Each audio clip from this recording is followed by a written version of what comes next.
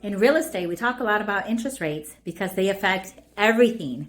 But I like to challenge your preconceived notions about interest rates and show you why, even as home prices are higher and interest rates are going up, if you're wanting to make a move in the next 5 years, now is the time to act. So first, let's talk about buying power.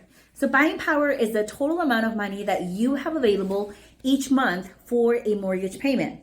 So any money you've saved for down payment and the proceeds of the sale of your current home, if it's applicable, and the amount of money that you're qualified to borrow all impact your buying power. So this means that as interest rates go up, you'll spend the same amount of money for less of a house.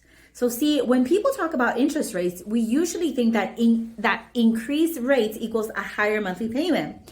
And while that is definitely true, let's flip this on its head and start with your current budget for a mortgage payment. So if you begin here and work your backwards, you can get a sense of how powerful interest rates can be when determining the amount of house that you can afford. So take a look at this example. Let's start on the right side of the table. Let's say you have a monthly payment budget of around $1,900 for a mortgage payment. So with a similar down payment and an increase of just 1% in interest rate, you would lose an additional $50,000 in buying power.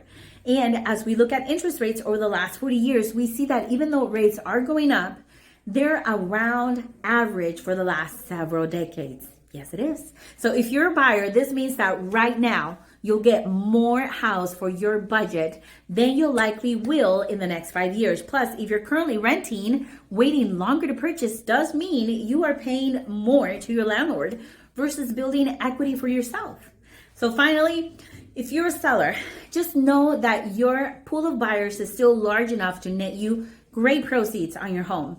However, if interest rates continue to rise over the next 5 years, which looks extremely likely, your pool of buyers will become smaller.